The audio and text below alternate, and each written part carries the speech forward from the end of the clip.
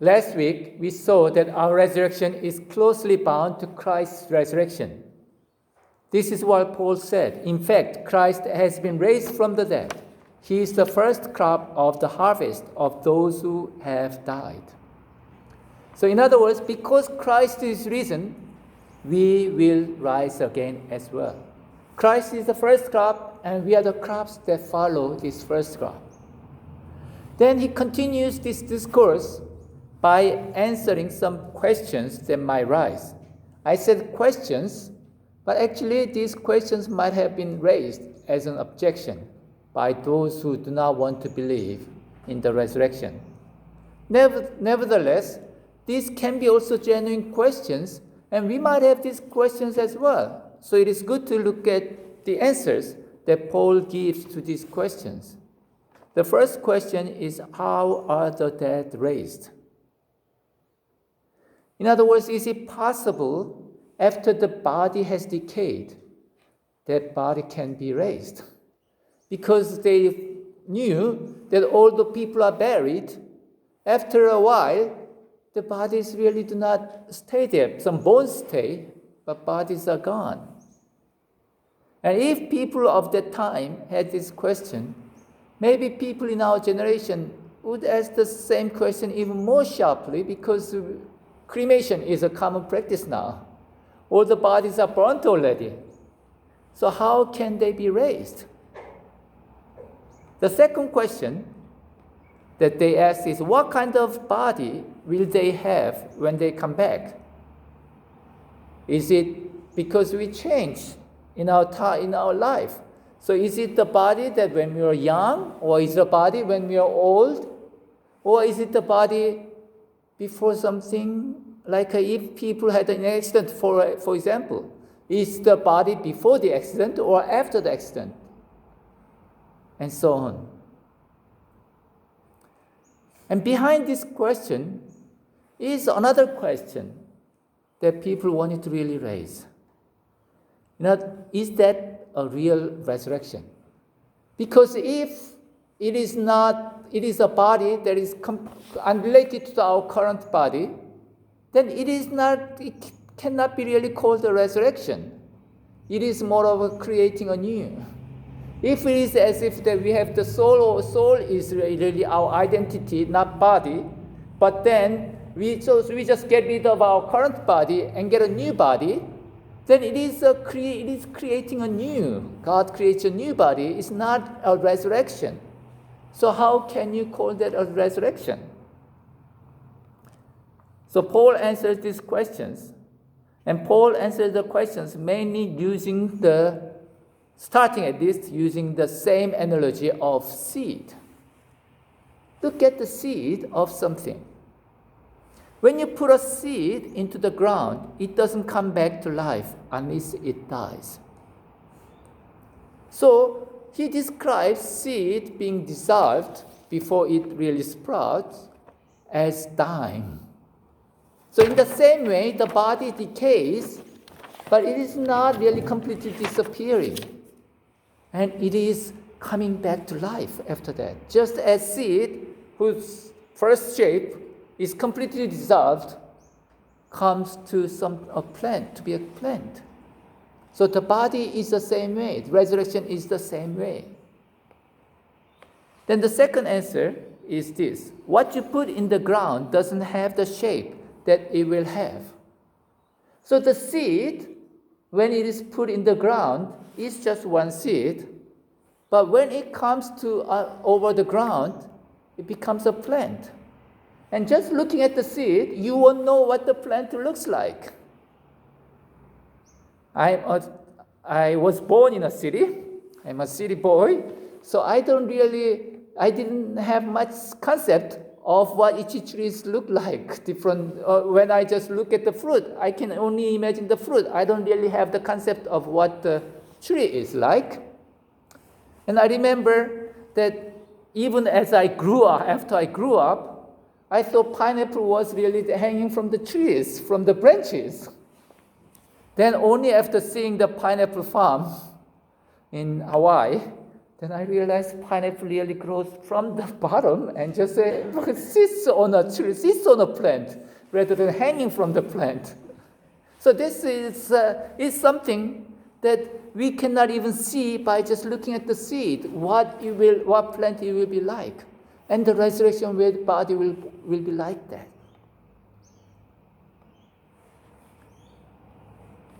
It is a real resurrection. Yes, it has a connection. Just as the plant has a connection with the seed, the new resurrection body has a connection with our current body, but it is still a different type of body. And Paul says, God gives it the sort of shape He chooses.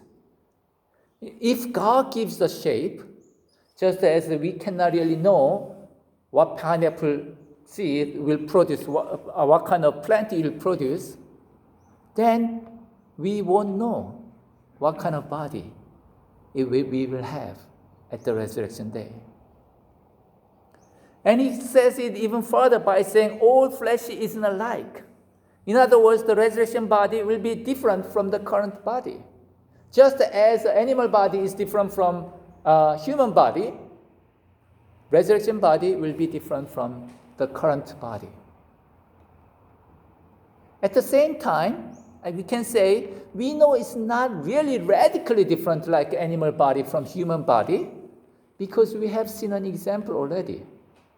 Jesus' body was still like other human bodies that others could recognize that this was human, raised human.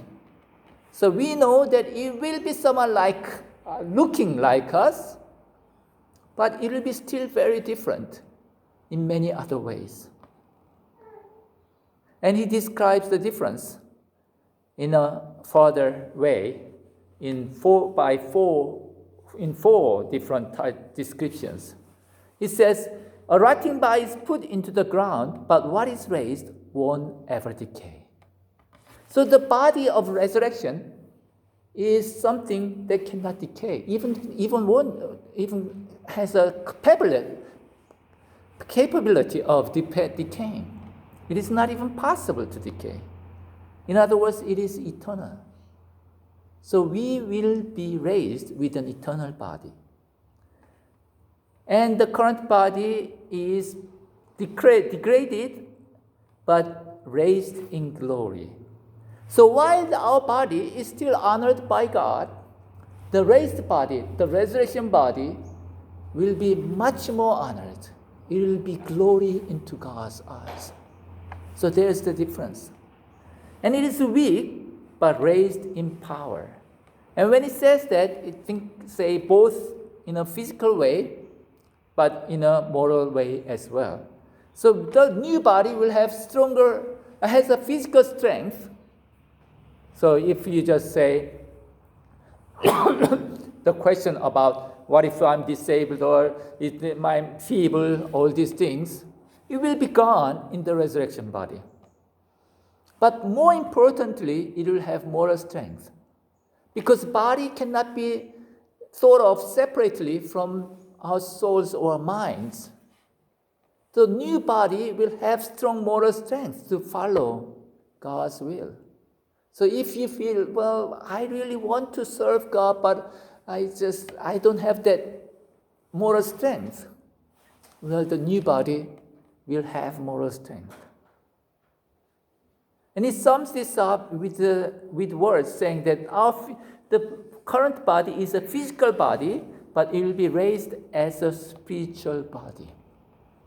Now, the spiritual body sounds like a contradiction in terms.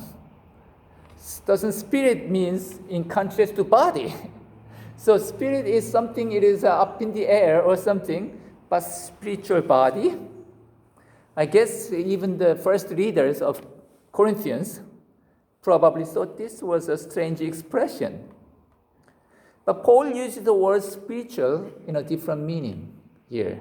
Not as something in contrast to bodily thing, but something that is more godly, closer to God, holier, if you want to say it.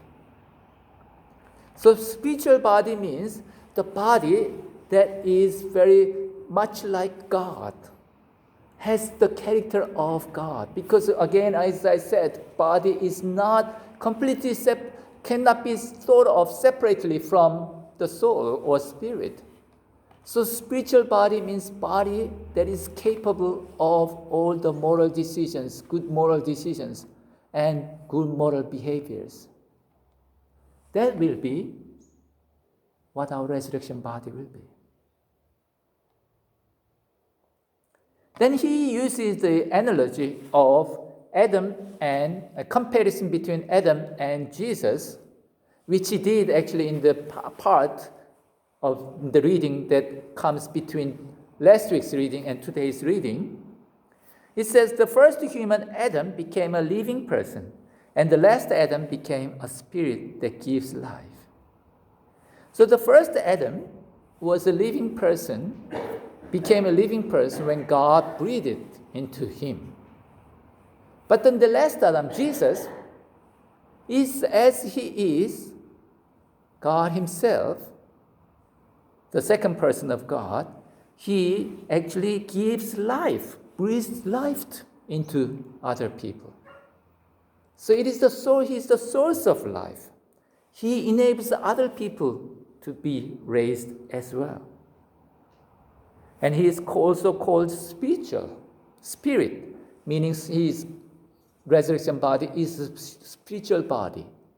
Again, using the word spirit in a different sense, close to God, godly in that sense. And he also makes a comparison saying that Adam is from first Adam, and the last Adam, meaning Jesus. First Adam was from the ground, from the earth, but the last Adam, Jesus, was from heaven. And here, from heaven also has the same meaning as being spiritual, closer to God, especially belonging to God. So our resurrected body, just like Jesus' resurrected body, will be holy. It will be a spiritual body. And he further says, Paul further says that the nature of the person made of dust is shared by people who are made of dust. And the nature of the heavenly person is shared by heavenly people. So we share the nature of Adam, the first person. We are just like him with all the DNAs and everything. But when we are raised, we will share the nature of Jesus Christ in his risen way, risen Jesus. So we will be like Jesus. We will be like God when we are raised. So up to this point, Paul really describes the doctrine, what we will be like.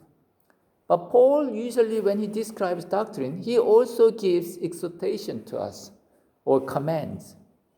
So he turns into an exhortation in the next part, at least in the vast majority of the manuscripts, meaning the handwritten copies of the Bible.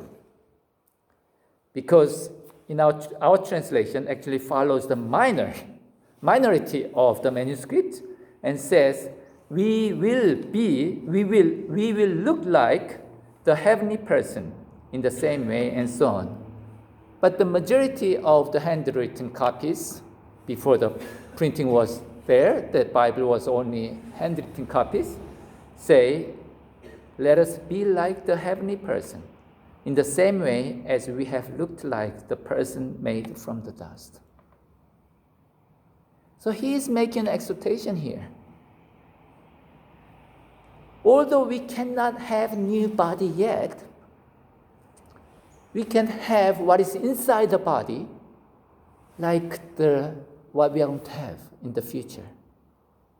We can change our mindset even now, preparing for the day, glorious day of resurrection, when we will have a body like Jesus' risen body. We are to imitate the risen Lord even now. That's what Paul is saying here.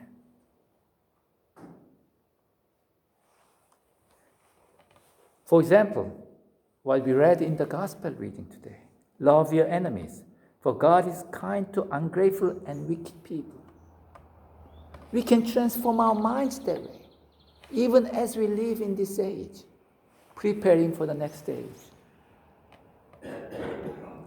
Then Paul adds, flesh and blood can't inherit God's kingdom.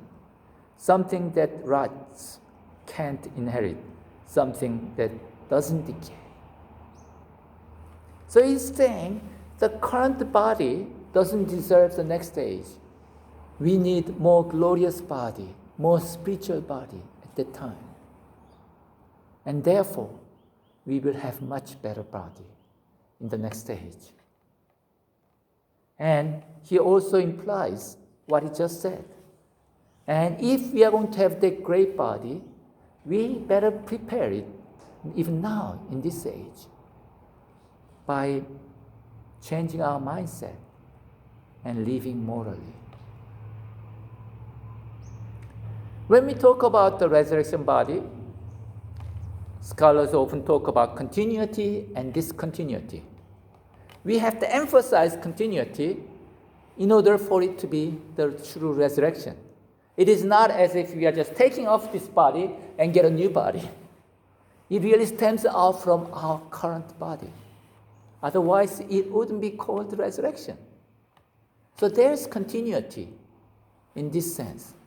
But at the same time, there is also discontinuity because we will be transformed.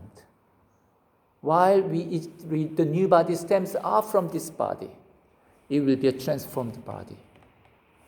It will be a body that has gone through much bigger change than any surgical work has done.